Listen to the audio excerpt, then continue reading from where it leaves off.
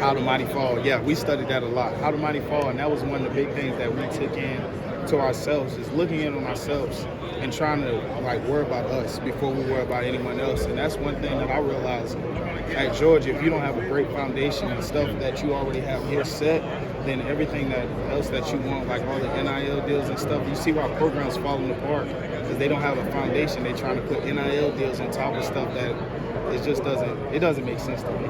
Was that the one thing y'all thought how the Mighty Fall? Was that the one different thing y'all talked about this offseason versus previous offseasons, or were there others? It was others, but that was one of the big things. It's just complacency and egos and just worrying about yourself and me.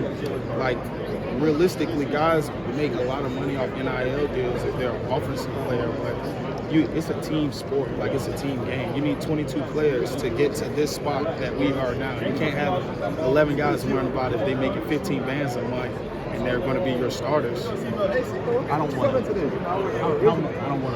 thought in how much did Stetson coming back and the way he played, feed off your how much impact did that have, or was it? We wouldn't be here without Stetson. I 100% say that. We play great defense, but it's just the drive and the leader that comes from the quarterback seat is something that you have to play a good football team. And Coach Smart also talks about that even as well.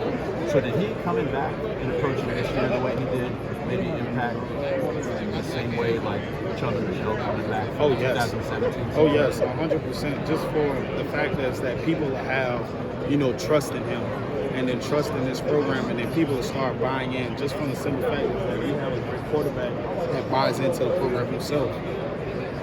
When you talk about those DNA traits and stuff, how much more have y'all had to use that composure trait this year with some of the close games y'all played, maybe compared to last year? I mean, I say we had to use it a lot more than last year. Even the first game, last year we went Clemson and we didn't score that many points and we had to be composed. But that was our really only composure game.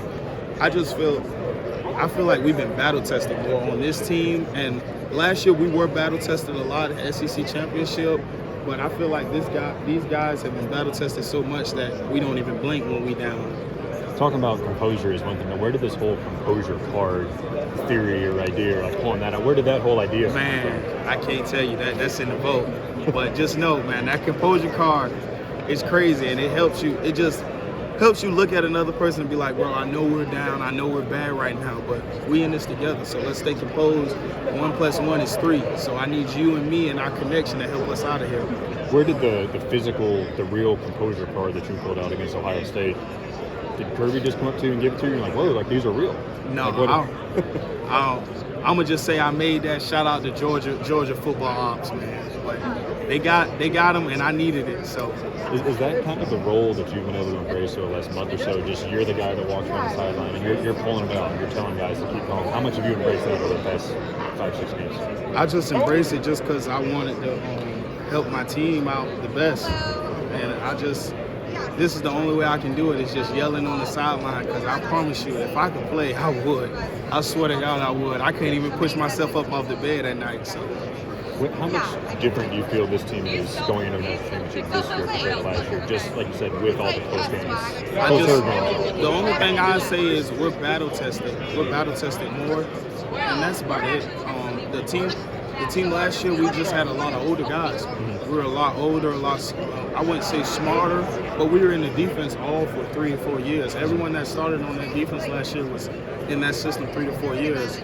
Looking at it now, we do have a lot of young guys playing, but they're picking up so fast and so quick that they're becoming old guys. Like the old Georgia wouldn't play 15 games. Yeah. So I tell them now, y'all are sophomores, so y'all need to start acting like it. When you look at the future of that outside linebacker room, you got Darius and Michael and Marvin and the guys y'all signed. I'm sure you got to know Damon and all those guys. What's the future of this outside linebacker room with Nolan Smith?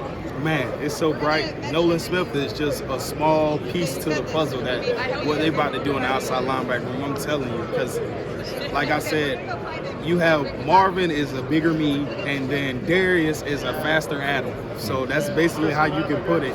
If for any of those Georgia fans that want to get excited for these next couple of years. These freshmen that just signed, have you gotten to know them much? What do you think those kind of guys are? I got to know a couple of those guys. I'm an old man, so, man, trying to remember 35 new names, that's kind of hard. But I talk to them and just tell them, we had 9 of them here with us today working out, and man, they fitting in great, and they soaking it all in. They're asking a lot of questions, and I just really appreciate them for just coming to this program and see what we build and just trying to keep that going. Awesome. Thanks, Nolan. I appreciate it. Thank you.